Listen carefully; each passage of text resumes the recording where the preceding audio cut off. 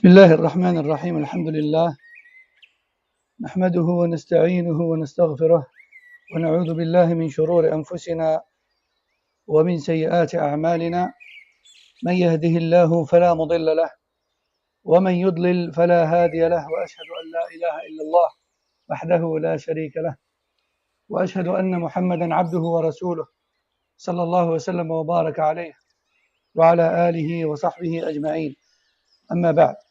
Donc tout d'abord, نحمد الله عز وجل ونشكره على توفيقه لمثل هذه المجالس بأن جمعنا في بيت من بيوت الله بإخوة في الله، نسأله تبارك وتعالى الإخلاص لوجهه الكريم في القول والعمل وأن يجعل ذلك في ميزان حسناتنا وأن يجعله لنا لا علينا يوم نلقاه. Donc tout d'abord, on remercie Allah subhanahu wa ta'ala pour ses bienfaits qui sont donc ces assises dans lesquelles on révise les paroles de savants et on apprend notre religion. On le remercie tabaraka wa ta'ala pour nous avoir réunis dans l'une de ces demeures avec des frères en Allah subhanahu wa ta'ala, et nous lui demandons également de faire de cet acte qui est notre présence et notre écoute un acte purement pour lui, Jalla wa ala, et un acte qui sera en notre faveur et non pas en notre défaveur, Yawm al-Qiyamah. Alors, sans plus perdre de temps, on va directement entamer ce livre qui est Al-Qawa'id Al-Arba'. Al-Qawa'id Al-Arba', qu'on peut traduire par les 4 principes fondamentaux dans la croyance du musulman. Dit plus simplement, ce sont 4 choses indispensables à connaître pour tout musulman. 4 choses indispensables à connaître pour tout musulman. Et le musulman qui est le muwahhid, qui est le monothéiste, ne peut pas ignorer ces 4 choses qu'on va voir dans ce livre, Inch'Allah ta'ala. Et avant d'entamer ces 4 points-là, l'auteur, rahimahullah, va faire une introduction dans laquelle il va faire des invocations pour les lecteurs et les auditeurs de ce livre, c'est-à-dire nous, et il va également faire une brève allusion à la différence entre tawhid et shirk, entre tawhid et shirk. Donc l'auteur, rahimahullah, a dit Bismillahir Rahmanir Rahim, As'alullah al-Karim, Rabb al-Arsh al-Azim, an yatawallaka fi ad-dunya wal-akhirah, wa an yaj'alaka mubarakan aynama kunta, wa an yaj'alaka mimman idha u'tiya shakar, wa idha ibtuliya sabar, wa idha adhnaba astaghfar. Fa inna ha'ula'i ath-thalath hiya unwan as-sa'adah. Donc l'auteur, rahimahullah, commence en disant je demande à Allah. Donc il commence par un dua. Il commence par un dua. Parce que combien de gens entendent le haqq, mais n'en tirent aucun profit. Soit ils ne le comprennent pas, et quand ils le comprennent, ils n'arrivent pas à l'appliquer. Et ça, c'est un fadl min Allah, azza wa jal. D'apprendre, tout le monde n'a pas, Wallah ne donne pas la possibilité d'apprendre à tout le monde. Et il ne donne pas la bonne compréhension à tout le monde. Et il ne donne pas la force d'appliquer à tout le monde. D'accord ? C'est pour ça qu'il est important de faire ce genre de dua. L'auteur dit, je demande à Allah, le généreux, Seigneur du trône magnifique, de te protéger dans ce bas monde et dans l'au-delà. De te bénir où que tu sois, de te rendre reconnaissant lorsque tu reçois un bienfait de sa part. Ça, c'est numéro 1, retenez ça. D'être reconnaissant à chaque fois que tu reçois une ni'mah. Numéro 2 est de te rendre, ou plutôt, de te rendre patient lorsque tu es éprouvé. S'il te plaît, va là-bas. Va là-bas. Demande à Salman dans la voiture. Numéro 2, que tu sois patient lorsque tu es éprouvé. Et numéro 3, que tu sois repentant lorsque tu commets un péché. Donc, je résume, être reconnaissant envers Allah Azza wa Jalla lorsqu'on reçoit un bienfait, être patient lorsqu'on est éprouvé, et demander pardon à Allah lorsqu'on commet une faute. Ensuite, l'auteur dit, car ces 3 qualités sont les signes du bonheur, ou sont les 3 moyens du bonheur. Les ulama disent, tout être humain, musulman ou kafir, tout être humain, voit ces 3 choses-là s'enchaîner à longueur de temps dans sa vie. Du matin au soir, ces 3 choses-là s'enchaînent dans ta vie. Tu reçois des bienfaits, tu es éprouvé, tu pêches, etc. Et tu enchaînes tout, indéfiniment, jusqu'à ta mort. Jusqu'à ta mort. Donc, pour être bienheureux et pour connaître le véritable bonheur et bien-être intérieur, il faut réagir de la bonne manière face à chacune de ces trois situations qui composent ta vie, qui composent chaque moment de ta vie. قال الشيخ الفوزان حفظه الله تعالى هذه القواعد الأربع التي ألفها شيخ الإسلام محمد بن الوهاب رحمه الله تعالى وهي رسالة مستقلة ولكنها تطبع مع ثلاثة الأصول وهي من أجل تطبع مع ثلاثة الأصول من أجل حاجتها إليها لتكون في متناول أيدي طلبة العلم.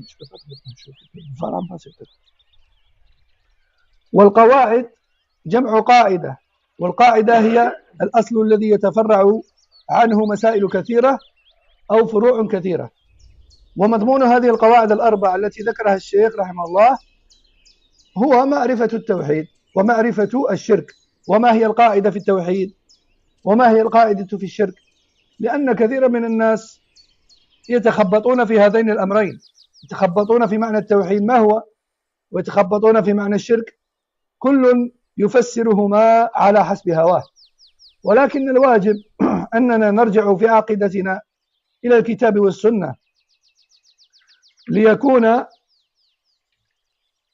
هذا التقعيد تقعيدا صحيحا سليما مأخوذا من الكتاب والسنة، لا سيما في هذين الأمرين العظيمين وهما التوحيد والشرك.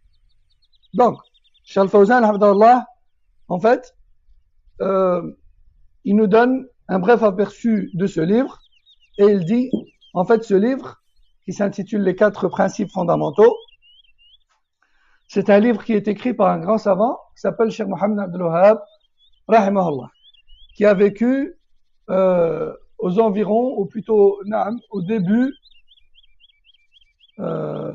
à la fin du 11e et au début du 12e siècle hégirien. Il est décédé en 1115. Rahmatullah alayhi, pour donner une idée, on est en 1446. Et lui est décédé en 1115. D'accord? Et ce savant-là, en fait, il a revivifié le monothéisme pur et il a combattu l'idolâtrie dans la péninsule arabique à son époque, après que les gens soient revenus en force à l'adoration des tombeaux et des idoles. Et sa da'wah, elle a fait beaucoup de bien dans le monde musulman tout entier. Sa da'wah, ses livres, ses écrits, ses élèves, ils ont fait le tour du monde. Ils sont partis jusqu'à l'extrême est, jusqu'à l'extrême ouest. Ils sont arrivés jusque chez nous au Maghreb, par exemple. Et il faut savoir que même à son époque déjà, on avait des savants de la Sunna qui prêchaient et qui enseignaient ces livres au Maghreb. Plus tard, beaucoup plus tard, une secte a vu le jour, une secte extrémiste qui avait été fondée par un certain Abdel Wahhab, qui n'a rien à voir avec lui, qui est Mohammed ibn Abdel Wahhab. Et cette secte-là, extrémiste, c'était une secte de Khawarij, Takfiriyin, qui considérait mécréants des gens qui étaient musulmans. D'accord? Et cette secte-là, elle s'appelait Al-Wahhabiyya. Al-Wahhabiyya, elle a vraiment existé. Mais elle a strictement rien à voir avec Mohammed Abdel Wahhab, le prêcheur de Tawhid. Et du coup, Sofiya de l'époque, ils ont tenté de créer un amalgame, une confusion entre les deux groupes, et malheureusement, ils ont réussi chez beaucoup de gens et dans beaucoup de pays. C'est ça qu'aujourd'hui, on entend le wahhabisme, les wahhabites, etc. Et les wahhabites, oui, ils existaient. Si on vise par là les khawarij qui ont vu le jour en Afrique du Nord, alors oui, le wahhabi a existé. Mais si on vise par là Mohammed Abdel Wahhab et sa da'wah, ses élèves et ses suiveurs, alors ce ne sont pas du tout des wahhabis. Parce que si on veut vraiment utiliser ce nom-là, alors dans ce cas-là, ce serait des Muhammadiyya. Parce que son prénom c'est Mohammed ibn Abdel Wahhab et non pas Abdel Wahhab. C'est son père Abdel Wahhab. D'accord? Donc je commence par là, pourquoi? Parce qu'il pourrait y avoir des ambiguïtés ou des fausses rumeurs parfois volontaires et parfois involontaires. Hein, parfois on entend quelque chose et on n'a pas le réflexe d'aller vérifier. Et en fait, c'est ça la réalité sur le wahhabi. Le wahhabi a vraiment existé, mais leur étiquette a été collée à Ahl Sunnah. Les wahhabis, hein, les vrais wahhabis de base, ils ont été oubliés. Personne ne les connaît. Ils se sont estompés dans le temps. Ils se sont éteints. Mais ceux qu'on continue à appeler wahhabis, ce sont les monothéistes, les suiveurs de Tawhid, sous prétexte que ce sont les suiveurs de Mohammed Abdul Wahhab. C'est pour ça que les grands savants de l'époque ont dit, eh bien, si suivre Tawhid, c'est être wahhabi, alors on est des wahhabis, pas de problème. Dans ce sens-là. Bon, bien sûr, ce nom, qui Mohammed Abdul Wahhab, attise beaucoup de haine et beaucoup de mauvaises opinions de la part des gens de bid'ah. Pourquoi? Parce que simplement ils répliquent à leur shirk. Et du coup, les gens de bid'ah tentent sans relâche tous les jours de soulever le monde musulman contre lui et sa da'wah. Et contre l'État qu'il a fondé aussi, qui bien qu'il contienne des défauts, et il n'y a pas de pays ni de personne qui n'a pas de défauts, mais il n'empêche que l'État qu'il a construit, il l'a construit sur le tawhid. Et il a rasé les mausolées, les idoles, adorés en dehors d'Allah Azza wa Jal. Et jusqu'aujourd'hui, cet État-là, bien qu'il a des défauts comme tous les États, c'est le seul État où il n'y a pas de tombeau adoré en dehors d'Allah Azza wa Jal. Les gens n'ont pas l'habitude de jurer par autre qu'Allah, ni par leur mère, ni par leur père, ni par quoi que ce soit. Les gens, quand ils enterrent leurs morts, ils se dirigent vers la Qibla, ils font dua pour leurs morts. Ils ne se dirigent pas vers la tombe en faisant dua, etc. Pourquoi? Parce que leur éducation et leur programme scolaire et leur enseignement depuis le plus jeune âge, il est bâti sur le tawhid. Même si ces derniers temps, c'est vrai, de toute manière, c'était un peu, entre guillemets, inévitable avec l'ouverture du monde, les réseaux sociaux, etc. Forcément, les âmes s'entachent et les foi faiblissent. Et nul n'est dénué de défauts et de manquements. D'accord? Inch'Allah, c'est clair. Donc, pour revenir à ce livre, Cheikh Al-Fawzan nous dit, ce livre a été écrit par Cheikh Mohammed Abdul Wahhab, rahimahullah. Et dans ce livre, en fait, il va traiter et clarifier la différence entre le tawhid, le monothéisme, et le shirk, le polythéisme. Pourquoi? Simplement parce que beaucoup de gens confondent les deux. Beaucoup de gens confondent les deux. Et Cheikh Mohammed Abdul Wahhab, rahimahullah, dans ce livre, tout en expliquant c'est quoi le tawhid, c'est quoi le shirk, c'est quoi la différence entre les deux, il nous ramène toujours vers la preuve dans le Coran et le Sunna. Et tu dis ça, c'est shirk, parce qu'Allah a dit. Ça, c'est tawhid, parce qu'Allah et son messager ont dit. À chaque fois, il nous ramène vers le Coran et le Sunna. Pourquoi? Et dans tous ces livres. Pourquoi?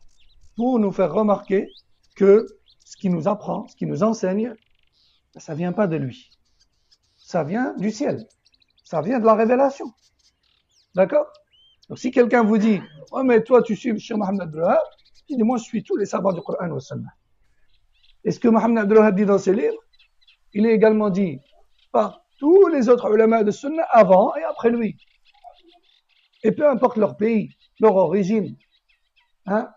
D'ailleurs, il suffit de voir que la plupart des grands ouvrages de référence dans le Tawhid ou Sunna, parmi les références islamiques, la majorité d'entre eux sont écrits par des non-arabes. C'est pas des arabes. On a des Turcs, on a des Asiatiques, on a des Berbères du Maghreb, on a...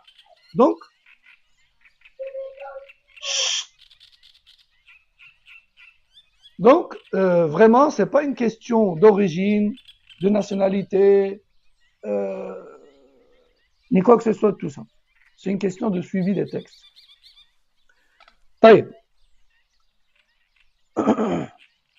ثم قال الشيخ الفوزان التقعيد نعم قال والشيخ رحمه الله لم يذكر هذه القواعد من عنده أو من فكره كما يفعل ذلك كثير من المتخبطين وإنما أخذ هذه القواعد من كتاب الله ومن سنة رسول الله صلى الله عليه وسلم وسيرته فإذا عرفت هذه القواعد وفهمتها سهل عليك بعد ذلك معرفة التوحيد الذي بعث الله به رسله وأنزل به كتبه ومعرفة الشرك الذي حذر الله منه وبين خطره وضرره في الدنيا والآخرة وهذا أمر مهم جدا وهو ألزم عليك من معرفة أحكام الصلاة والزكاة والعبادات وسائر الأمور الدينية، لأن هذا هو الأمر الأولوي أو الأولي والأساس، لأن الصلاة والزكاة والحج وغيرها من العبادات لا تصح إذا لم تبنى على هذا الأصل، العقيدة الصحيحة، وهي التوحيد الخالص لله عز وجل. وقد قدم الشيخ رحمه الله لهذه القواعد الأربع بمقدمة عظيمة فيها الدعاء لطلبة العلم والتنبيه على ما سيقوله، حيث قال: أسأل الله العظيم رب العرش الكريم أن يتولاك في الدنيا والآخرة، وأن يجعلك مباركا أينما كنت، وأن يجعلك ممن إذا أعطي شكر، وإذا ابتلي صبر، وإذا أذنب استغفر، فإن هؤلاء الثلاث هي عنوان السعادة. هذه مقدمة عظيمة فيها دعاء من الشيخ لكل طالب علم يتعلم عقيدته، يريد بذلك الحق ويريد بذلك تجنب الضلال والشرك، فإنه حري بأن يتولاه الله في الدنيا والآخرة.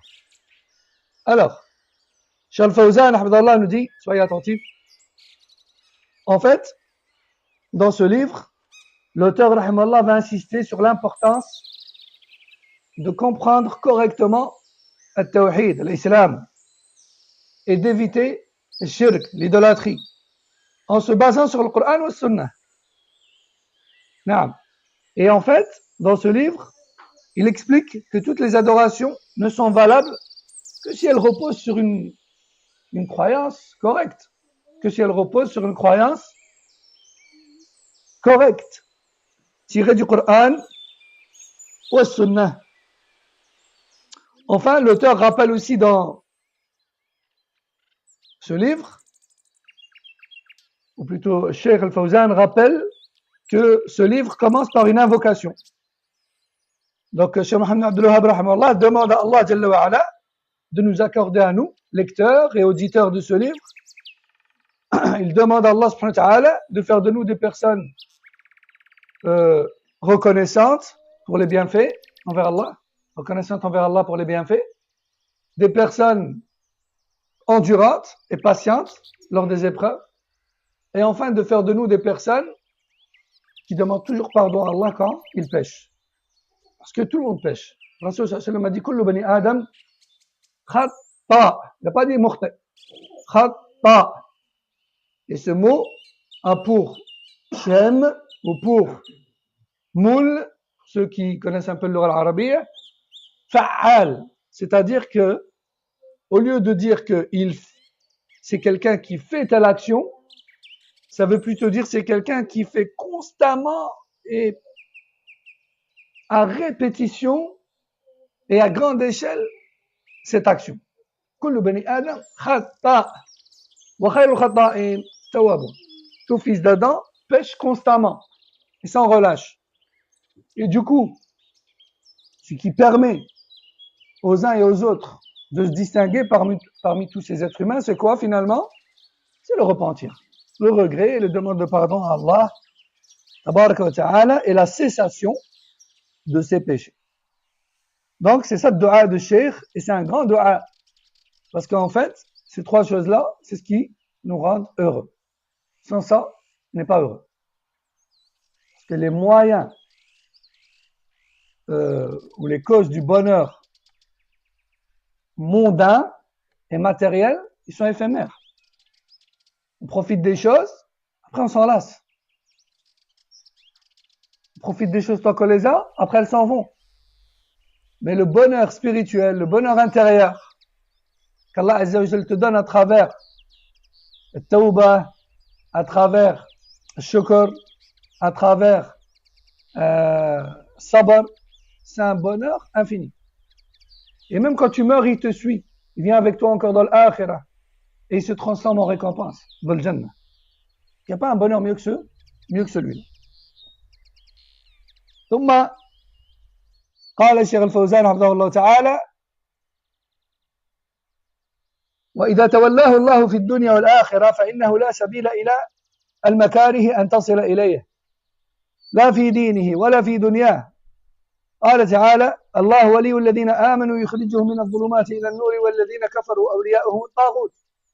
فإذا تولاك الله أخرجك من الظلمات ظلمات الشرك والكفر والشكوك والإلحاد إلى نور الإيمان والعلم النافع والعمل الصالح. قال تعالى ذلك بأن الله مولى الذين آمنوا وأن الكافرين لا مولى لهم. فإذا تولاك الله برعايته وبتوفيقه وهدايته في الدنيا والآخرة فإنك تسعد سعادة لا شقاء بعدها أبدا. في الدنيا يتولاك بالهداية والتوفيق والسير على منهج السلامة، وفي الآخرة يتولاك بأن يدخلك الجنة خالدا مخلدا فيها، لا خوف ولا مرض ولا شقاء ولا كبر ولا مكاره. وهذه ولاية الله لعبده المؤمن في الدنيا والآخرة. قال وأن يجعلك مباركا أينما كنت. إذا جعلك الله مباركا أينما كنت فهذا هو غاية المطالب. يجعل الله البركة في عمرك، ويجعل البركة في رزقك، ويجعل البركة في علمك، ويجعل البركة في عملك وفي ذريتك. أينما كنت تصاحبك البركة أينما توجهت، وهذا خير عظيم وفضل من الله subhanahu wa ta'ala. Donc on voit que l'auteur, rahmahullah, dans cette introduction, il a aussi demandé à Allah tabaraka wa ta'ala de faire de chacun d'entre nous, ici présents ou auditeurs, ou chaque personne qui lit le livre, il a demandé à Allah de faire de nous ses alliés. De faire de nous ses alliés. Amin. Et Cheikh Al-Fawzan, rahmahullah, nous dit, celui qui apprend et qui applique la vraie croyance, il est protégé par Allah. Il devient l'allié d'Allah. De même que celui qui tombe dans la mauvaise croyance, le shirk, le bid'a, le dhunub, le ma'asi, il devient l'allié de shaitan. Et bien pareil, celui qui se bat à chaque instant contre son nafs, pour contrer le shirk, pour contrer le bid'a, pour contrer le dhunub, le ma'asi, grand et petit péché, et bien celui-là, il est l'allié de qui? L'allié d'Allah, Jalla wa ala. Et Allah, il l'accueille comme allié, et il l'accepte, il le renforce, et il l'accompagne dans chaque instant, de par sa puissance, Jalla wa ala, de par la défense qu'il prend de lui, pour lui, de par son soutien, son aide, sa miséricorde, sa guidée, sa clairvoyance, sa patience, etc., etc. Allah, Jalla wa ala, quand il te prend pour allié, plus rien t'arrête. Plus rien t'arrête. Puisque le puissant sans limite est avec toi. Jalla wa ala. En revanche, disent les ulama, comme Ibn al-Qayyim et d'autres, plus tu diminues dans ton tawhid, dans ton suivi de la sunnah, dans ton obéissance face au péché, et plus forcément, tu vas perdre une partie de l'alliance d'Allah Jalla wa ala. Et forcément, tu seras touché par les rivaux parmi les gens du mal.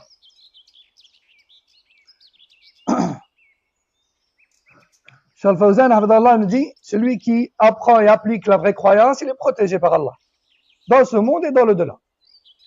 Et sans cette guidance divine, une personne erre dans les ténèbres du polythéisme, et de la mécréance, et de l'athéisme même.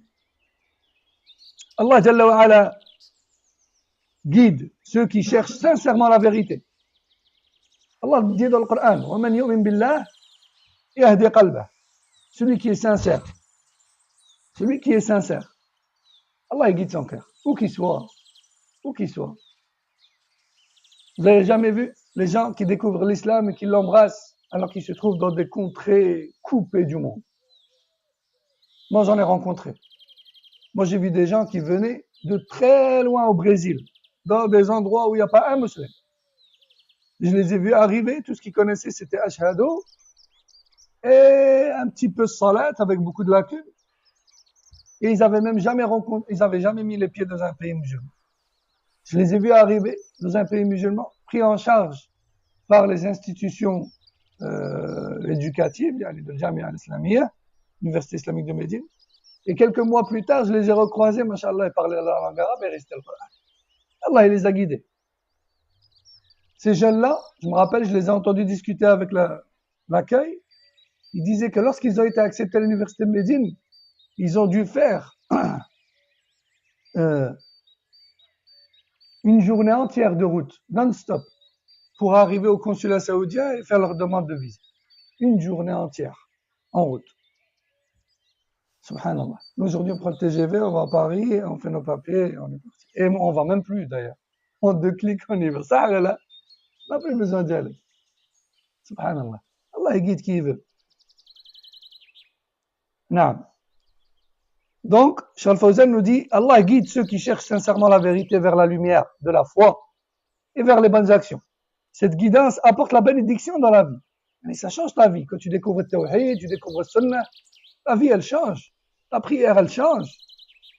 Ton ressenti, il change. Ta relation avec les gens, elle change. Tout change. Ta vie, elle devient... C'est comme si tu sors d'une pièce dans le noir et tu te retrouves à la lumière. Hein? Charles Fawzan nous dit, Allah Jalla wa Ala t'apporte la bénédiction dans la vie, dans tes actes, dans ta connaissance, dans tes relations. Pour le croyant, ça signifie une vie sans crainte, sans maladie accablante, du cœur, et aussi sans oublier la récompense éternelle, qui est le paradis. Alors les gens profitent dans ce passage pour dire que, ou plutôt pour parler de ce fléau qui touche les gens qui se mettent dans la religion, et plus particulièrement dans le tawhid ou le sunnah, dans le salafiyya, et qui après quelques années, malheureusement, et ça c'est un fléau qui est observé partout dans le monde, leurs cœurs s'endurcissent. Après quelques temps, au début ils sont bien, ils frémissent, ils pleurent, il lit le Coran, il est émouvé, il sent qu'il est, qu'il est ému, pardon, il est ému, il lit une histoire de salaf et il est touché, il rate pas une prière à l'heure, et puis après quelques années, il devient dur. Son comportement, il s'empire. Alors qu'il avait un comportement encore mieux que celui, avant qu'il soit dans le din. Il tire sur tout ce qui bouge. Il a une mauvaise opinion de tout le monde. Subhanallah, et combien de gens me disent, comment ça se fait que, c'est un type d'exemple, hein, comment ça se fait que je remarque que beaucoup de barbus, comme ça, je vous dis texto, hein, il n'y a pas de filtre. Comment ça se fait que beaucoup de barbus sont durs? Ils sourient pas, et des fois même ils ne s'aiment pas. Et ça, mes frères, c'est pas normal. Parce que Tawhid ou Sunnah, c'est qui les a le mieux démontrés? C'est pas Mohammed sallallahu alayhi wa sallam. Il n'y avait pas plus doux que lui. Salaf, Sahaba disait, parfois des personnes venaient le trouver, cherchaient après lui à Médine, il est où Mohammed alayhi wa sallam, pour le tuer. Et lorsqu'il tombait sur lui, le Rasul sallallahu alayhi wa sallam leur expliquait l'islam et il repartait musulman avec un visage autre que celui avec lequel ils étaient venus. Hein? Et l'histoire de ce bédouin qui rentre dans la mosquée, il urine, les Sahaba se mettent en colère contre lui, le Rasul sallallahu alayhi wa sallam leur dit laissez-le. Et il termine, il lui explique que dans la maison d'Allah, on ne fait pas ça. Plutôt, on adore Allah. Et cet homme a apprécié la douceur du prophète sallallahu alayhi wa sallam. Il l'a pris dans ses bras, il l'a serré, et il a dit, ah Allah, rentre-moi dans ta rahma, moi et Mohammed, mais personne avec nous. Hein? Etc. Donc, Rasul sallallahu alayhi wa sallam, c'était le meilleur représentant de Tawhid wa Sunnah. Il était doux. Il était patient. Il était sociable. Il était affectueux. Des personnes âgées venaient, alors qu'il était en pleine assemblée avec Sahaba. Il le prenait par la main, il lui disait, viens, j'ai quelque chose à te demander. Il se levait et il partait avec eux. Par respect. Et il partait avec eux. C'est eux qui le tiraient par la main, alors qu'il est le messager d'Allah. Et il partait avec eux. Il répondait à leurs questions, il les aidait, puis il revenait, les Sahaba, ils l'attendaient. C'était comme ça. Etc. Il était courageux aussi. Il n'attendait pas que les autres fassent pour lui. C'est lui qui faisait pour les autres. Il servait ses compagnons, il leur servait à boire, il leur servait à manger. Alors c'est Rasulullah, sallallahu alayhi wa sallam. Rasul alayhi wa sallam, un jour en pleine nuit, il y a un gros bruit à l'entrée de la ville. Le temps que le Sahaba se lève, il s'habille et ils sortent, Rasul sallallahu alayhi wa sallam, il était déjà parti à l'entrée de la ville et il était déjà sur le retour, avec son sabre attaché au cou. Et il leur a dit, retournez dormir, tout va bien. Rasulullah sallam.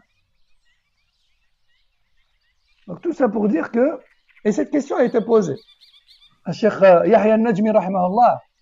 Comment se fait-il que beaucoup de gens qui empruntent le salafiyya au sunnah, au début ils sont doux, et après ils deviennent durs et méchants?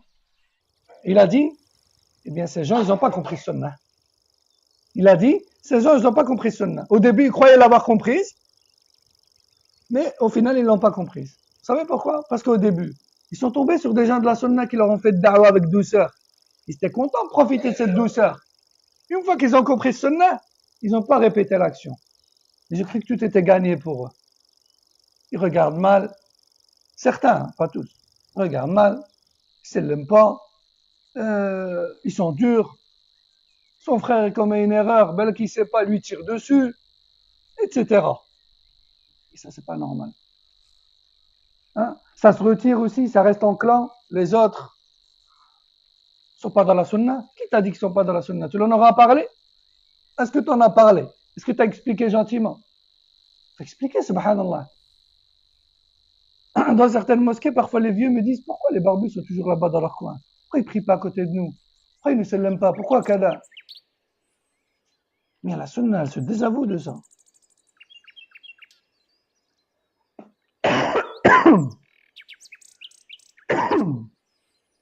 Cheikh Fawzan, hafidahullah, continue en disant, بارك الله فيك. وقال المؤلف وأن يجعلك ممن إذا أعطي شكر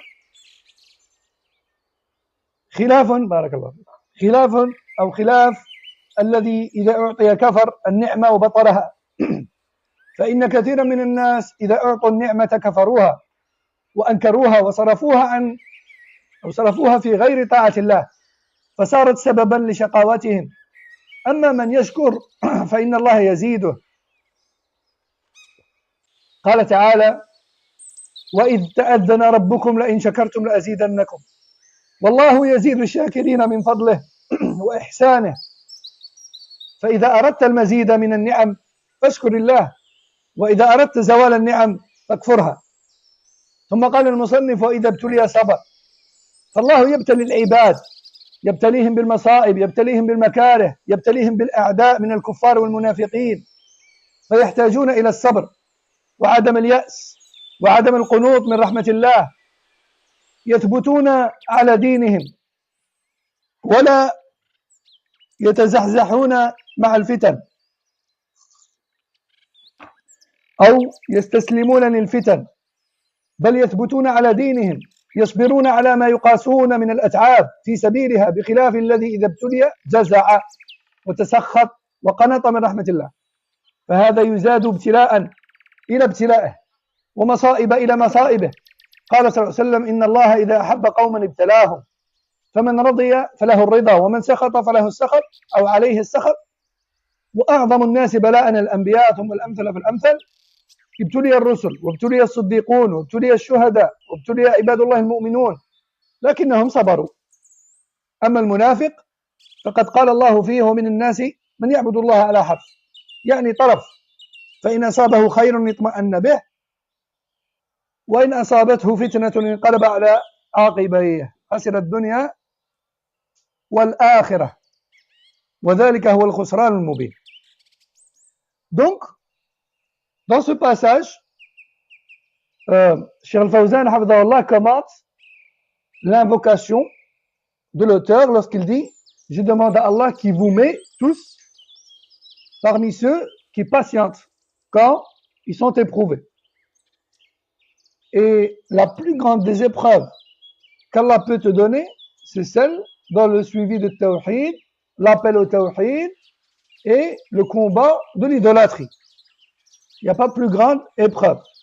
Parce que beaucoup de gens pensent que c'est tout joli, que tu as un tapis rouge ou rose, et il suffit de parler de Tawhid et tout va bien. Parce que tu vas conseiller les gens qui adorent autre qu'Allah, qui accrochent des amulettes, qui invoquent autre qu'Allah, etc., tu vas avoir des répliques. Tu vas être critiqué. Tu vas être sali. Tu vas être répliqué. Il y en a peut-être même qui vont en venir aux mains, etc. La réaction qu'Allah attend de toi à ce moment-là, c'est la patience. C'est pas de répondre aux faibles par ces actes de faiblesse. C'est pas de répondre au mal par le mal. Parce que tu es en adoration. Continue donc ton adoration, finis-la bien, va jusqu'au bout. La patience.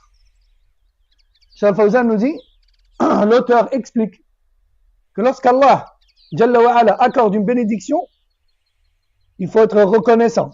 Ça, on l'a dit tout à l'heure. Et ne pas être ou ne pas faire partie de ceux qui reçoivent le ni'am, qui profitent des bienfaits d'Allah, et puis ensuite, qui font preuve d'ingratitude en retour. Ça, tout à l'heure, j'ai oublié de traduire. Il ne faut pas répondre aux bienfaits d'Allah par les péchés. C'est pour ça que الرسول صلى الله عليه وسلم Allah dans le Coran, le Rasul صلى الله عليه وسلم dans le Sunnah, les Sahaba ou Tabi'in dans leur Athar, ont décrit les péchés comme faisant partie des branches de la mécréance. Min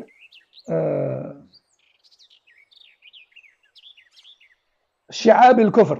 Min shi'ab al-kufr. Ibn al-Qayyim rahimahullah, il dit même tous les péchés font partie des branches de la mécréance. De la mécréance mineure, qui est celle de kufr al-ni'mah. En arabe, on appelle ça kufr al-ni'mah. Dedans, il y a le mot kufr, mais ça se traduit plus précisément par l'ingratitude et le mauvais retour que l'on fait à Allah suite au bienfait. Allah, il te donne des ni'am.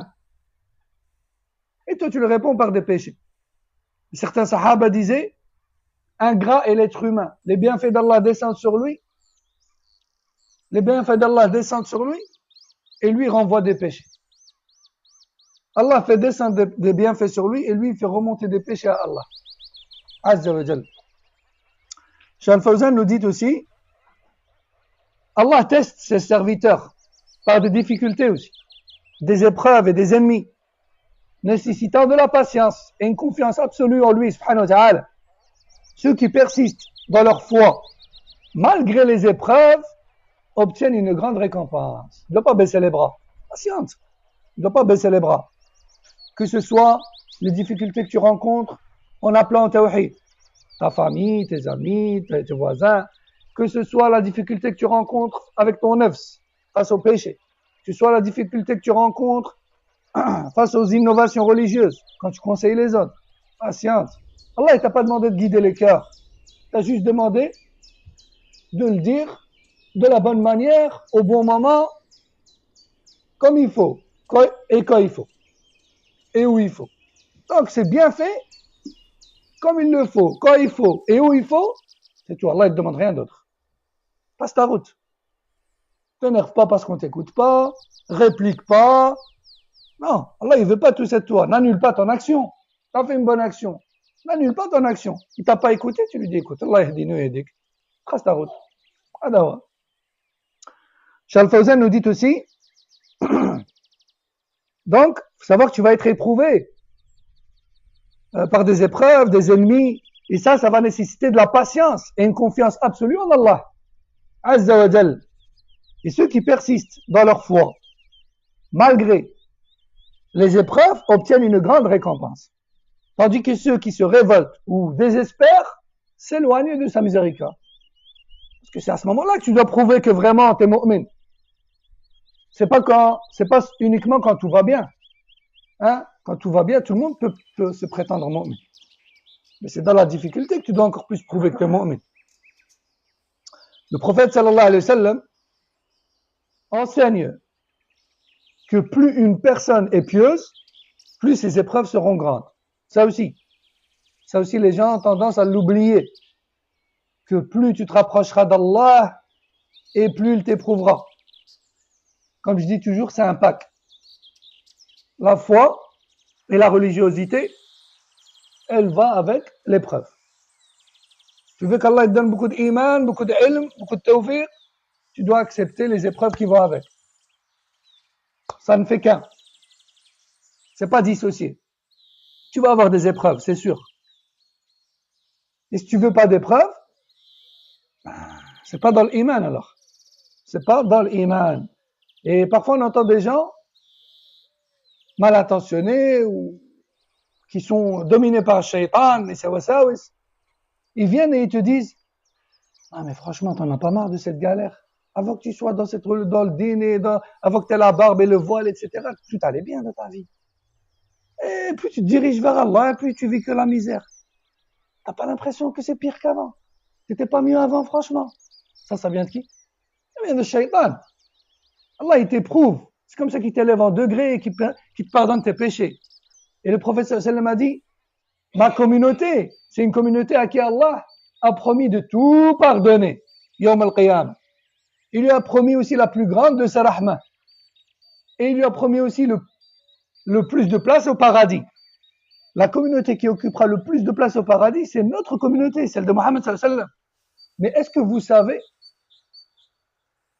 par quel moyen Allah va nous donner ce privilège Yawm al-Qiyamah? Rasul sallallahu alayhi wa sallam a dit, Allah a promis tout ça à ma communauté, mais le prix à payer, ce sera les épreuves qu'il va lui infliger dans cette dunya. Il l'a clairement dit comme ça texto. Il a dit, ce qui va, ou le prix, que va devoir payer ma communauté, c'est les épreuves, la pauvreté, la maladie, les guerres, les catastrophes, etc. dans cette dunya. Et effectivement, sadaqa Rasulullah, on est une umma qui souffre. Est-ce qu'il y a un pays musulman tranquille? Est-ce qu'il y a une partie dans le monde où les musulmans sont tranquilles? Il n'y en a pas. Même quand on ne le voit pas à l'œil nu, ils ne sont pas tranquilles, c'est pas vrai. Ils sont attaqués politiquement, économiquement, la sécurité, la guerre, la famine, la maladie. C'est vrai ou pas? Mais on voit les autres tranquilles. Hein? Mais c'est la Suisse qui compte. Ce qui nous intéresse, c'est la vie éternelle. Vaut mieux être dans la misère quelques années et avoir l'éternité tranquille que le contraire, non? Eh bien, c'est ça qu'Allah Azza wa Jal promet aux mu'minines, à ses alliés. Le prophète sallallahu alayhi wa sallam enseigne que plus une personne est pieuse, plus ses épreuves sont grandes. Citant l'exemple des prophètes. Vas-y. Le prophète sallallahu alayhi wa sallam, on va avec Salman. Le prophète sallallahu alayhi wa sallam nous a dit, les gens les plus éprouvés seront les prophètes. Ensuite, ceux qui les suivent à la trace. Les gens qui seront les plus éprouvés seront les prophètes. Ensuite, ceux qui les suivent à la trace. Vous vous rappelez, tout à l'heure, on a dit, la bonne action, ferme la porte, la bonne action qui va te donner, ou qui va te causer, enfin, la bonne action qui va te donner le plus hasanat, c'est quoi? Tawhid. Et la bonne action qui va te causer le plus d'épreuves, plus de problèmes dans ta dunya, c'est quoi? C'est la défense de Tawhid.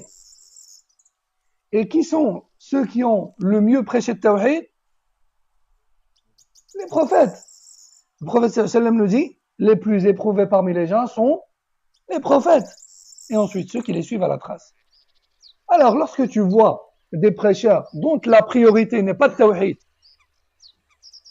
et n'est pas de Sunnah, dont la priorité c'est le bon comportement, comment nourrir son couple, comment préparer ses vacances, enfin bref, ce genre de choses, c'est normal qu'ils n'auront jamais de problème. On est d'accord? Ils n'auront jamais de problème. Et c'est normal qu'ils auront des millions de followers. Tout à fait normal. Et c'est normal que leur mosquée n'aura jamais de soucis avec les ennemis de l'islam. Mais où est le problème? Il n'y a pas de problème, pas de divergence. Même le plus athée des athées aime le bon comportement et il aime le respect des voisins et des parents et il aime aller en vacances et il aime que sa flamme soit entretenue, etc. Le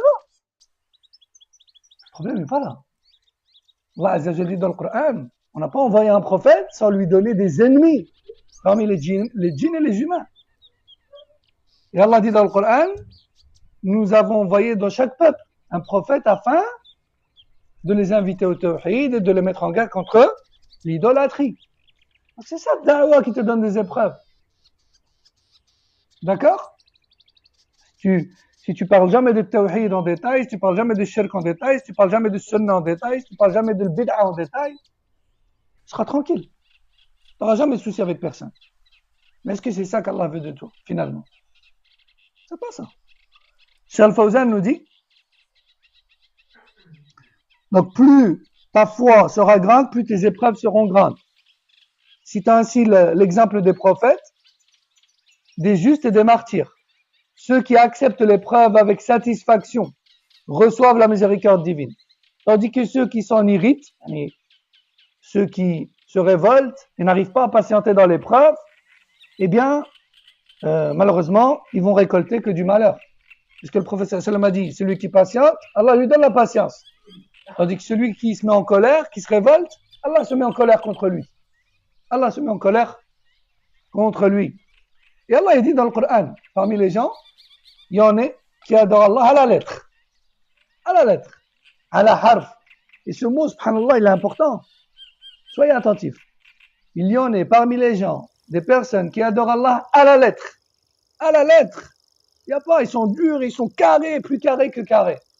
Mais dès qu'une épreuve s'abat sur eux, voici qu'ils se révoltent et qu'ils se détournent de la voie d'Allah. Et qui se détournent de la voie d'Allah, ils perdent ainsi leur dunya et leur au-delà. Et voici donc la grande perte.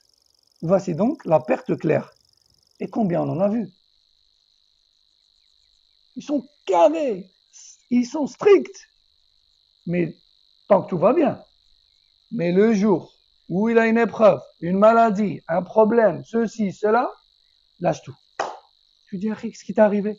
Tu dis, ouais, wallah, les frères, laisse tomber. Ouais, laisse tomber, trop de problèmes. Wallah, kada, les gens, mes voisins, ma famille, ils m'ont mis la pression. Et alors? T'adorais Allah ou t'adorais ces gens? Hein? Pourquoi t'as tout lâché? On a vu ça ou pas? On en voit tous les jours. Des gens qui vont même jusqu'à apostasier, jusqu'à sortir de l'islam carrément. Et ça prouve que la sincérité n'était pas au rendez-vous. Parce que quand tu es éprouvé, même si c'est dur, tu dois remonter le courant. Tu dois nager à contre-courant, remonte. Pas tu te laisses emporter, tu dis bah c'est tout, laisse tomber. C'est quoi cette voie, c'est quoi cette religion, c'est quoi ça? Allah musta'an. ثم قال الشيخ فالدنيا ليست دائما نعيما وترفا. Tout ça c'est une introduction aux 4 règles dans le tawhid ou le shirk. Pourquoi? Parce que le cheikh il nous prépare à quelque chose de grand. Quand on va comprendre ces 4 choses qui vont très vite à apprendre dans le livre, notre vision elle va changer. Notre vision elle va changer. Et notre vie elle va changer. Et du coup, ce sera pas toujours facile. C'est bien, on va t'asseoir là-bas. Ce sera pas toujours facile. Et le cheikh il nous prépare et il fait de dua pour nous. Et chacun d'entre nous ici présent ou qui nous entend à distance, s'il est sincère pour suivre le Coran ou le Sunnah, il faut qu'il se prépare à ces épreuves, parce qu'elles ne vont pas être faciles. Le cheikh nous dit فالدنيا ليست دائما نعيما وترفا وملذات وسرور ونصر. ليست دائما هكذا. الله يداورها بين العباد. الصحابة أفضل الأمة ماذا جرى عليهم من الابتلاء والامتحان. قال تعالى وتلك الأيام نداولها بين الناس. فليوطن العبد نفسه أنه إذا ابتلي فإن هذا ليس خاصا به، فهذا سبق لأولياء الله، فيوطن نفسه ويصبر وينتظر الفرج من الله والعاقبة للمتقين. ثم قال المؤلف وإذا أذنب استغفر. أما الذي إذا أذنب لا يستغفر ويستزيد من الذنوب فهذا شقي والعياذ بالله. لكن العبد المؤمن كلما صدر منه ذنب بادر بالتوبة. قال تعالى والذين إذا فعلوا فاحشة أو ظلموا أنفسهم ذكروا الله فاستغفروا لذنوبهم ومن يغفر الذنوب إلا الله. وقال تعالى إنما التوبة على الله للذين يعملون السوء بجهالة ثم يتوبون من قريب. والجهالة ليس معناها عدم العلم، لأن الجاهل لا يؤاخذ، لكن الجهالة هنا هي ضد الحلم. يعني الإنسان لا يفكر جيدا قبل أن يقع في الذنب. هذا هو الجهالة، يعني أنك جهلت عظمة الله ومراقبته في لحظة الذنب. هذا هو المراد. إنما التوبة على الله للذين يعملون السوء بجهالة، يعني بغفلة في وقت الذنب، ثم يتوبون من قريب. والجهالة ليس معناها عدم العلم، لأن الجاهل لا يؤاخذ، لكن الجهالة هنا عبد الله، لكن الجهالة هنا معناها عدم الحلم. فكل من عصى الله فهو جاهل، بمعنى ناقص الحلم وناقص العقلية وناقص الإنسانية. وقد يكون عالما لكنه جاهل من ناحية أخرى، من ناحية أنه ليس عنده حلم ولا ثبات في الأمور. ثم يتوبون من قريب، يعني كلما أذنبوا استغفروا. ما هناك أحد معصوم من الذنوب، ولكن الحمد لله أن الله فتح باب التوبة، فعلى العبد إذا أذنب أن يبادر بالتوبة، لكن إذا لم يتب ولم يستغفر فهذه علامة الشقاء. وقد يقنط من رحمة الله ويأتيه الشيطان ويقول له ليس لك توبة. هذه الأمور الثلاث، إذا أعطي شكر، وإذا ابتلي صبر، وإذا أذنب استغفر، هذه الثلاث عنوان السعادة. من وفق لها نال السعادة، ومن حرم منها أو من بعضها فإنه شقي. Donc, dans ce passage, Cheikh Al-Fawzan dit, en gros, que l'auteur, rahimahullah, nous rappelle que la vie terrestre n'est pas toujours synonyme de confort et de succès. La vie, c'est pas toujours facile. Allah subhanahu wa ta'ala alterne les épreuves et les bienfaits pour chacun d'entre nous. Et subhanallah, plus la vie avance, plus tu vis de jour, et certains d'entre vous ont peut-être remarqué, plus tu avances dans ta vie, plus les jours passent, plus tu te dis subhanallah, adib. Ça fait des jours et des jours que je galère, et puis là tout d'un coup j'ai l'impression qu'Allah m'a ouvert des portes. J'ai l'impression qu'Allah est en train de me faciliter. Allahu Akbar. N'oublie pas de dire alhamdulillah. N'oublie pas de te prosterner, de remercier Allah. Et puis après, il y a des jours de galère qui arrivent. Tu te dis, oh là là, quelle galère. Hein? N'oublie pas que cette galère, elle va encore être suivie de bienfaits. Donc, patiente. Et les bienfaits, il y a un jour, 2 jours, 3 jours qui passent, et puis les bienfaits reviennent. Allahu Akbar, tu te dis, oh, alhamdulillah, je vis des jours bien. Et puis, ils partent. Et hop, de nouveau des jours de galère, et ainsi de suite. Inna ma'al usri yusra. ألم نشرح لك صدرك ووضعنا عنك وزرك الذي أنقض ظهرك ورفعنا لك ذكرك فإن مع العسر يسرا إن مع العسر يسرا. Allah l'a répété 2 fois. Après la difficulté vient la facilité, après la difficulté vient la facilité. 2 fois il l'a répété, ça ou là. Est-ce que Allah il répète 2 fois les choses pour rien? Jamais, abadan, hasha wa kalla. Et le prophète sallallahu alayhi wa sallam dit pareil. Et Ibn Abbas dit, jamais 2 facilités de part et d'autre, enfin, jamais une difficulté a pris le dessus sur 2 facilités qui l'encerclent. Allahu Akbar. Vous avez vu? Il a dit, après la difficulté vient la facilité. Après la difficulté vient la facilité. Il l'a répété 2 fois. Ibn Abbas dit, donc ça veut dire que la difficulté, elle est encerclée de part et d'autre par la facilité. Ça veut dire qu'on vit plus de facilité, plus de bienfaits que d'épreuves. Et depuis quand est-ce qu'une difficulté toute seule, encerclée par les facilités, elle gagne la bataille? Jamais. Donc dans ta vie, certes la difficulté à l'instant T elle est difficile, mais quand tu prends du recul, tu vis plus de bienfaits que de difficultés. Hein? Et le meilleur exemple qu'on peut citer, c'est peut-être celui d'Ayoub, qui est tombé malade, une maladie qui irritait son corps et sa peau, de l'intérieur et de l'extérieur, au point où son corps se détériorait chaque jour, au point où il était méconnaissable. C'était un jeune homme, il est devenu méconnaissable. Même sa femme, elle ne le reconnaissait pas, même les gens, ils ne le reconnaissaient pas, tellement cette maladie, elle l'a métamorphosé. Et lisez l'histoire de Ayoub dans les histoires des prophètes d'Ibn Kathir. Un jour, Naam, son épouse, elle faisait des tresses dans ses cheveux, elle les coupait, elle vendait ses cheveux pour le nourrir. Son épouse, elle prenait soin de lui, et qu'Allah nous donne des épouses qui prennent soin de nous, peu importe les situations. Elle prenait soin de lui, alors qu'il était devenu méconnaissable. Certains avaient même peur de lui. Subhanallah. Et il patientait. Et un jour, il a dit à sa femme, comme il est rapporté dans l'Athar, il lui a dit, oh chère épouse, rappelle-moi combien d'années avons-nous vécu dans les délices d'Allah. Elle lui a dit, 30 à 40 ans. Entre 30 et 40 ans. Il lui a dit, alors nous devons patienter au moins 30 et 40 ans. Subhanallah. Hein? Aujourd'hui, on attrape la grippe, au bout de 3 jours, on est au bout de notre vie. C'est vrai ou pas? Lui, subhanallah, son corps, c'est plus un corps. Un jour, alors il avait pris l'apparence d'un homme âgé et complètement détérioré. Alayhi salatu wassalam, fait partie des meilleurs des gens. Sa femme lui a dit, attends-moi ici, tu as affaibli, attends-moi ici. Je vais aller faire ce que j'ai à faire et je reviens. Et subhanallah, alors qu'il était en train d'attendre, il a fait ce dua qui est dans le Coran.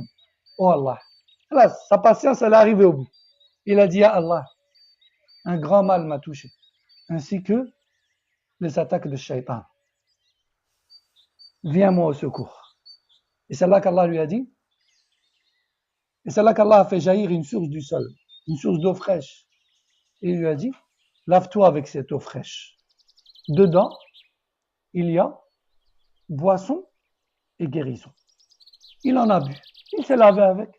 Allahu Akbar. Il est revenu à sa forme première. Il était beau, resplendissant. Il avait même repris une apparence jeune. Alayhi salam.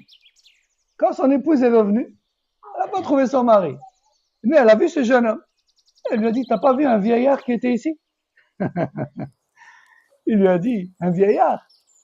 Ici, il n'y a qu'un jeune. Elle lui a dit, mais non, il y avait un vieillard, il est comme ça, comme ça, comme ça. Il lui a dit, chère épouse, c'est moi. C'est moi, Ayoub. Et elle sauta 2 jours. Alayhi salam. Ça, c'est la patience. Subhanallah. Ça, c'est les vrais endurants. Pas comme nous, on a une petite épreuve. Wahad, il a parlé sur nous. Wahad, on a eu la grippe 3 jours. L'autre, il s'est cassé la jambe. L'autre, on est en train de pleurer comme des bébés chez nous.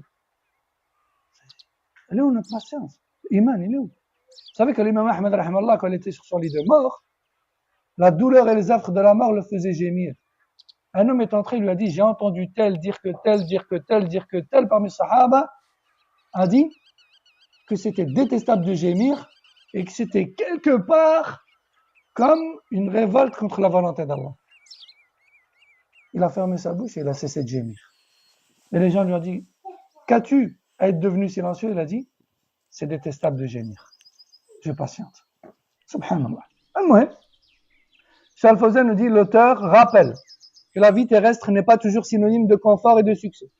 Allah alterne les épreuves et les bienfaits entre les gens, y compris les compagnons du prophète sallallahu alayhi wa sallam, qui ont subi de grandes épreuves. Le croyant doit donc comprendre que l'épreuve est une réalité pour tout le monde, pas seulement pour les pieux. Face à cela, il doit garder patience, se confier à Allah et attendre avec espoir qu'Allah te vienne au secours.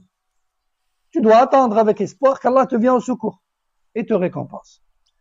Aussi, dans ce passage, le cheikh nous rappelle l'importance du repentir. Parce que celui qui pêche et qui cherche pas le pardon d'Allah, qui regrette pas, qui ne cesse pas son péché, qui ne décide pas fermement de plus jamais le commettre, en fait, celui-là, c'est un vrai malheureux. Celui-là, c'est un vrai malheureux.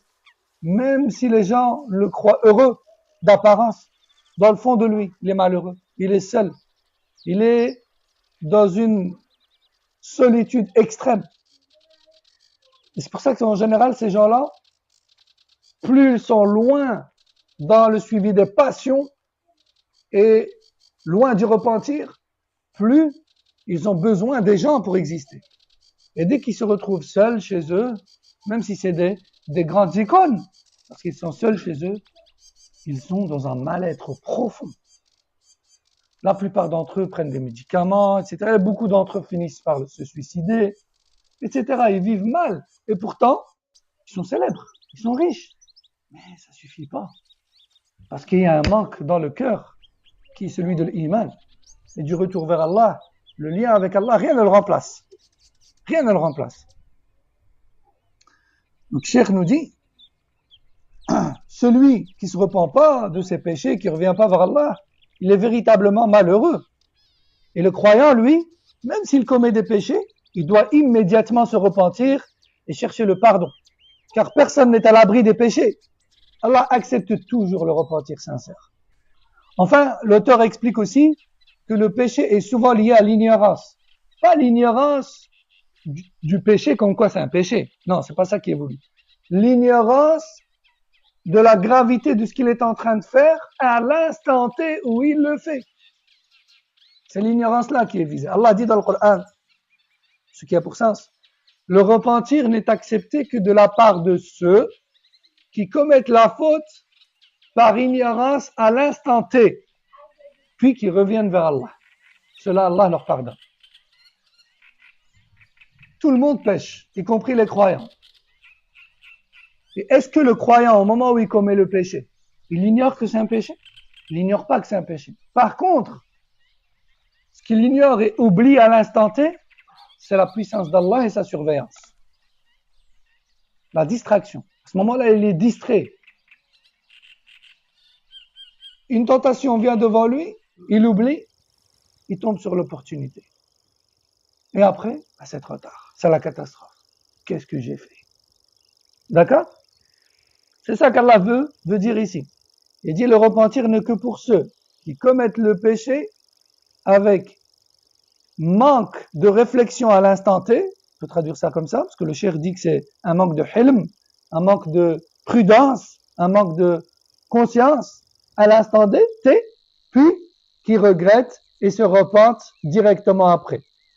Voici donc, enfin,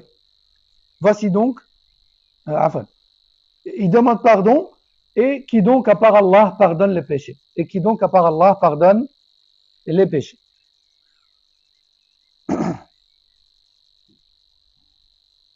ثم قال الشيخ نعم.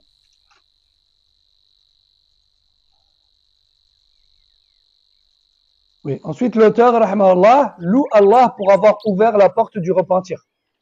Qu'Allah, Jalla wa Ala, de par son bienfait sur nous, il a laissé la porte du repentir ouverte jusqu'à la fin des temps.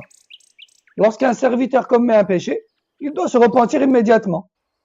Mais s'il persiste sans demander pardon, cela est un signe de quoi, on a dit?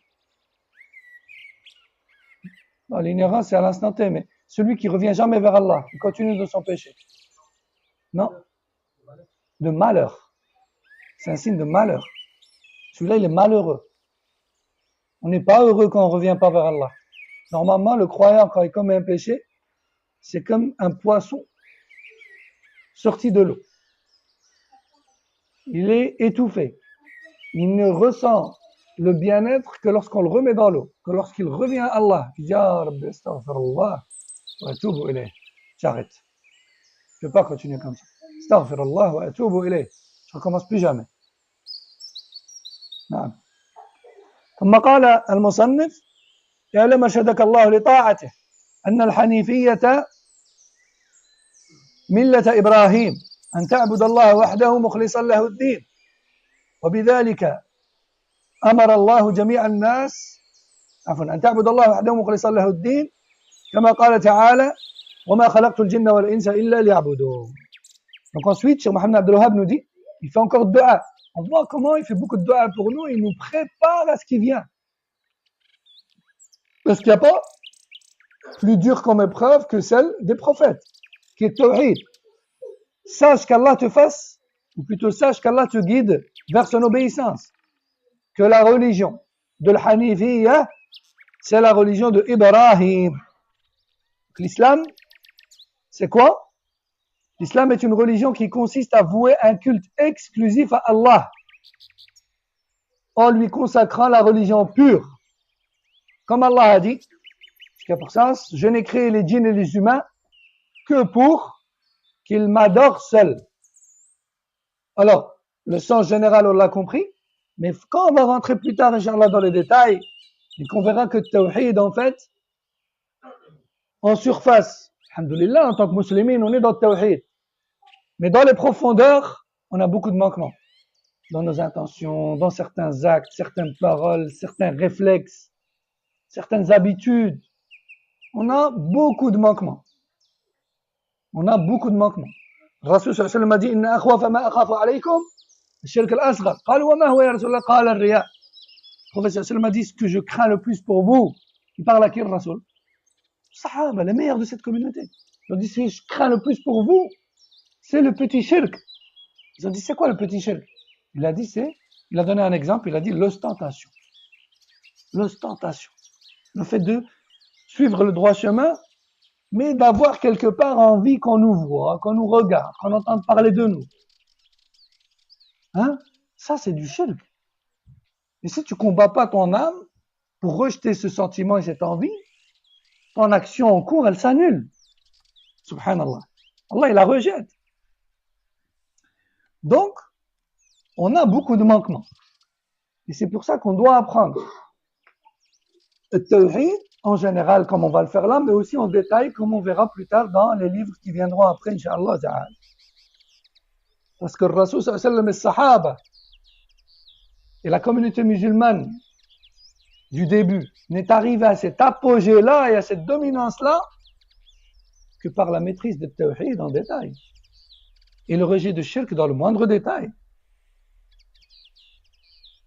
Donc, c'est pas en restant sur nos acquis, en négligeant un tas de sortes de shirk, qu'Allah va venir à notre secours. Ah.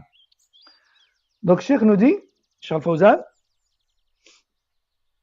هذا دعاء من الشيخ وهكذا ينبغي للمعلم أن يدعو للمتعلم. قال الشيخ الفوزان وطاعة الله معناها امتثال أوامره واجتناب نواهيه والحنيفية ملة إبراهيم فالله أمر نبينا صلى الله عليه وسلم باتباع ملة إبراهيم قال تعالى ثم أوحينا إليك أن اتبع ملة إبراهيم حنيفا وما كان من المشركين. الحنيفية ملة الحنيف وهو إبراهيم عليه السلام والحنيف هو المقبل على الله المعرض عما سواه. هذا هو الحنيف المقبل على الله بقلبه وأعماله ونياته ومقاصده كلها لله المعرض عما سواه. والله أمرنا باتباع ملة إبراهيم قال تعالى وما جعل عليكم في الدين من حرج ملة أبيكم إبراهيم. وملة إبراهيم ما هي؟ هي أن تعبد الله وحده مخلصا له الدين. هذه الحنيفية ما قال أن تعبد الله فقط قال مخلصا له الدين يعني وتجتنب الشرك لأن العبادة إذا خالطها الشرك بطلت فلا تكون عبادة إلا إذا كانت سالمة من الشرك الأكبر والأصغر. Cheikh Al-Fawzan nous dit ici l'auteur a encore invoqué pour nous qu'Allah nous guide vers l'obéissance et il explique par la suite que le Hanifiyya, ça le Hanifiyya c'est parmi les noms de l'islam. L'islam ça vient du verbe aslama qui veut dire se soumettre à Allah. Et l'islam il a plusieurs noms. Allah et son prophète sallam ils ont appelé l'islam islam, il l'a appelé iman, la foi, il l'a appelé taqwa, piété, il l'a appelé huda, guidé, il l'a appelé ihsan, excellence dans la droiture, il l'a appelé birr, bienfaisance, il l'a appelé hanifiyya, hanifiyya comme ici. Hanifiyya ça vient du verbe ou ça vient du mot ahnaf qui veut dire se pencher. Et du coup, le Hanifiyya, c'est le fait de se pencher vers l'adoration d'Allah seul en délaissant les idoles. C'est le Hanifiyya. On prend encore 5 minutes, Inch'Allah. Donc voilà, Islam, Iman, Ihsan, Taqwa, Huda, Bir, Hanifiyya, etc. parmi les noms. Donc, tout ça, c'est des synonymes, même s'il y a des petites différences dans les sens, c'est des synonymes du mot Islam, en fait. D'accord? Mais Allah Azza wa Jal, il l'a beaucoup appelé Hanifiyya. le penchant vers le tawhid et le délaissement de shirk, à l'opposé. Et donc, l'auteur nous explique que le Hanifiyya, c'est la religion du prophète Ibrahim. Non pas que les autres prophètes n'étaient pas Hanif, mais parce que Ibrahim, il fait partie des prophètes hors du commun. Il fait partie des prophètes exceptionnels qui ont lutté dans leur da'wah de tawhid comme très peu de gens en dehors de lui. Ibrahim, également, il est surnommé Abul Anbiya, le père des prophètes. Pourquoi?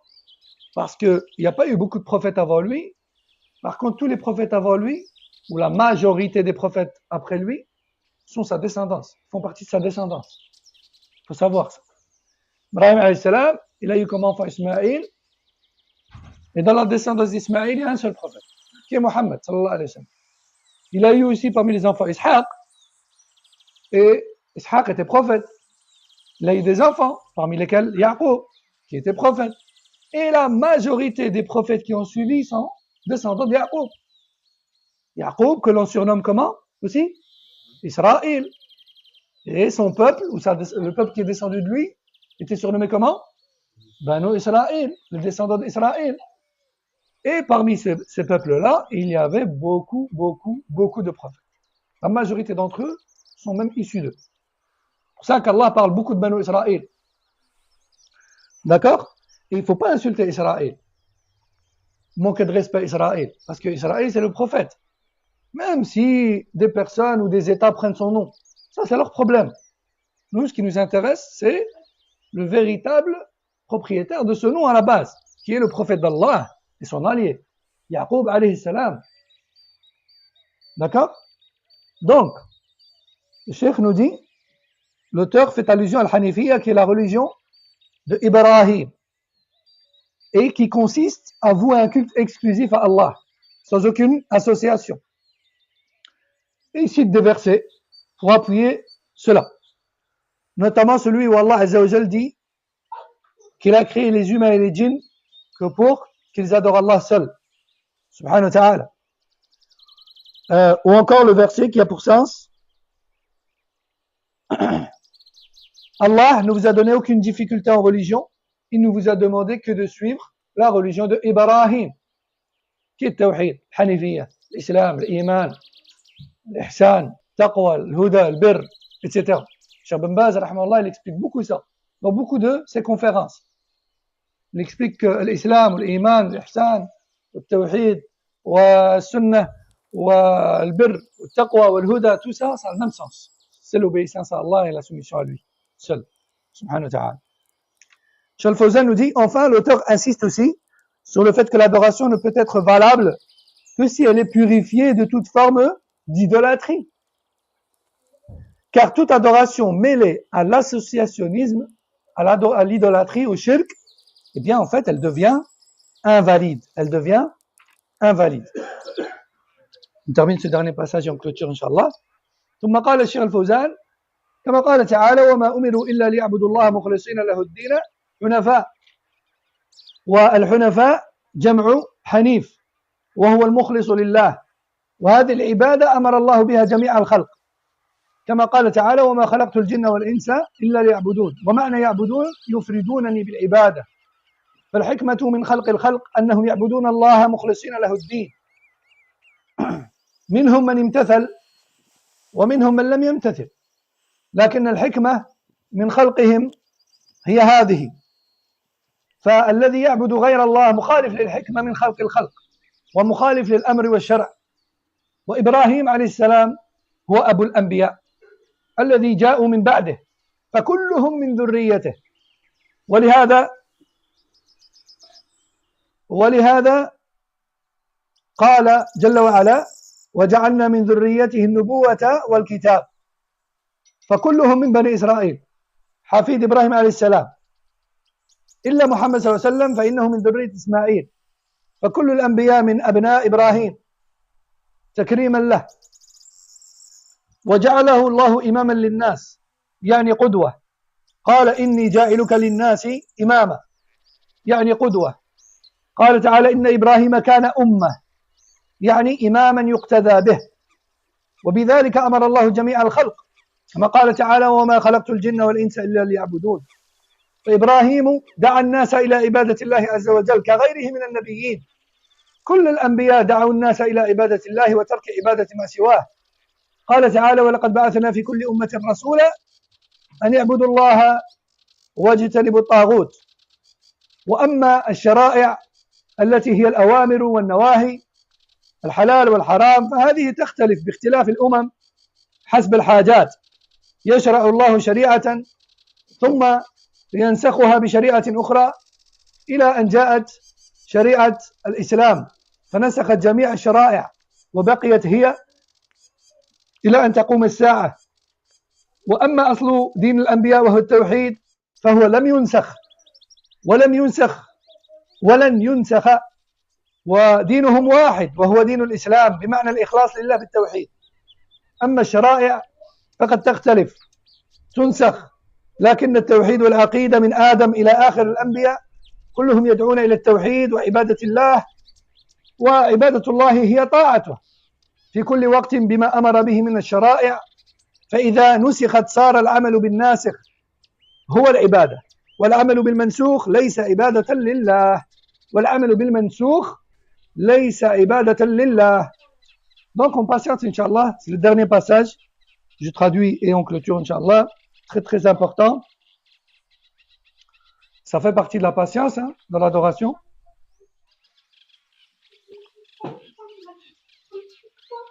Cheikh Al-Fawzan Hafidahullah nous dit, l'auteur nous rappelle la différence aussi entre, ou plutôt l'importance d'apprendre la différence entre le grand et le petit polythéisme. Shirk majeur et shirk mineur, on verra ça. C'est important aussi, parce que le shirk majeur, il te rend kafir, il te rend non musulman, il te rend mécréant, et donc éternellement en enfer. Shirk mineur, lui, il ne fait pas sortir de l'islam, mais n'empêche que ça reste une grande menace de passage en enfer. Le cheikh nous dit, on souligne également que l'adoration pure d'Allah est le fondement de la religion. Et le fondement de la religion, Tawhid, c'est la base, c'est le fondement de la religion. Et quand on voit aujourd'hui que certains ennemis de l'islam tentent d'éradiquer ce sujet qui est celui de Tawhid, que ce soit les ennemis des gens de la sunna parmi les musulmans ou parmi les non-musulmans, interdiction de vendre tel livre dans Tawhid, interdiction d'enseigner tel sujet dans le Tawhid, obligation de retirer tel sujet dans le programme scolaire, kada. À votre avis, pourquoi? Parce que même les ennemis de l'islam ont compris que la force de l'islam, elle est dans le Tawhid. Et que si les musulmans s'endorment sur le shirk ou le bid'a, ça ne nous dérange pas. Soyez soufi, soyez tabligh, soyez ikhwan, soyez même khawarij, ça ne nous dérange pas. Hein? Soyez mu'tazila, soyez asha'ira, il n'y a pas de problème, soyez ahmadiyya, soyez rawafid, كانش مشكل. Mais soyez pas mouahidin salafiyyin, parce que là, on ne va pas s'entendre. C'est ça en réalité. Cheikh Al-Fawzan nous dit, l'adoration d'Allah seul, c'est le fondement de la religion. Il cite donc le cheikh a cité des versets du Coran pour montrer que l'objectif de la création, c'est justement d'adorer Allah avec sincérité. Et il explique aussi que ceux qui détournent leur adoration vers autre qu'Allah vont à l'encontre de la sagesse divine et le but de la création. Il rappelle que le prophète Ibrahim alayhi salam est le père des prophètes, comme on a dit, et que tous les prophètes après lui sont issus de sa descendance directe. Sauf Mohammed sallallahu alayhi wa sallam, lui, il est de la descendance d'Ismaïl. D'accord? Mais, non, parce que les ulama, ils font une différence entre la descendance d'Ibrahim du côté d'Ishaq et la descendance d'Ibrahim du côté d'Ismaïl. Parce que comme vous savez, la descendance d'Ismaïl, elle est arabe. Parce que lui-même, il s'est arabisé et il s'est marié avec une arabe du Yémen. Donc, sa descendance, ce sont des arabes. Et les vrais Arabes de base sont les Arabes du Yémen. D'accord? Tandis que la descendance qui est restée dans la culture et la langue d'Ibrahim alayhi salam, de Ishaq à Yaqub jusqu'au dernier, de père en fils, sont tous des Israélites, sont tous des Hébreux et sont tous des prophètes également. Le cheikh nous dit, enfin, il souligne qu'Allah Azza wa Jalla a fait de Ibrahim un modèle pour l'humanité. Il l'a désigné comme un guide à suivre, conformément aux enseignements du Coran. Puisqu'Allah Azza wa Jalla nous dit clairement, Ibrahim était à lui seul un exemple à suivre et il était à lui seul une communauté. Mais c'était tellement un exemple qu'on pouvait le comparer à une communauté à lui seul. Alayhi salatu wassalam. Et Allah nous a ordonné à tous de suivre sa voie. Et la croyance d'Ibrahim et de Mohammed sallallahu alayhi wa sallam et de tous les prophètes, elle est une seule. Tawhid. La seule différence entre les messagers, c'est la législation. Mais ça ne change rien à la base du message. Parce que tous les messages avaient pour but d'adorer Allah seul. Après, ce qui changeait, c'était le comment de cette adoration. Quelques différences dans la manière de prier, de faire le pèlerinage, de s'acquitter de la zakat, etc. Mais ça, c'est un détail. Mais tous avaient la même croyance et le même objectif.